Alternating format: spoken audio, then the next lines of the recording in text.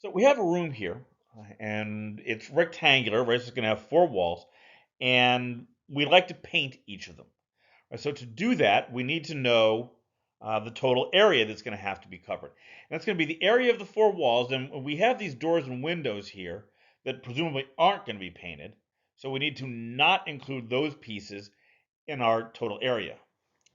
Now you can try drawing a diagram here, drawing a three-dimensional room with the windows and so forth.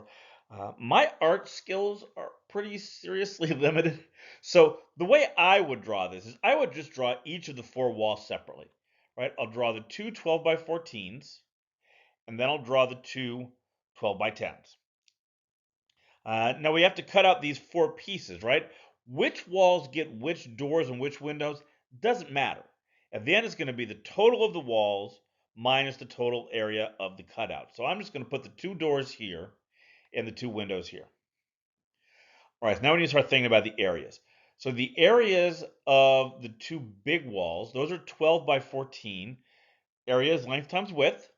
We multiply those two dimensions together, we get 168 square feet each.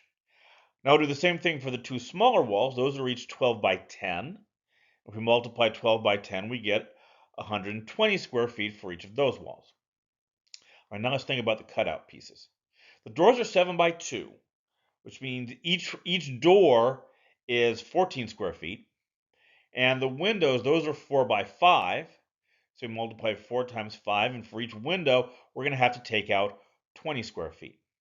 Right? So that's how I'm going to work out the final area, right? I'm going to add together the four wall areas, those are the first four numbers, and I'm going to subtract out each of the door and window areas. If you do the arithmetic here, it ends up with a total area that needs to be painted of 508 square feet.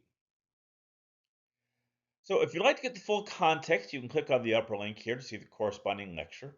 And if you'd like to see another example, the link below will take you to another presentation where we're going to kind of do something similar, but we're going to take it a little further and see if we can get an estimate of the actual cost of the project. And finally, if you like this example or found it helpful, please don't forget to click on the like button below.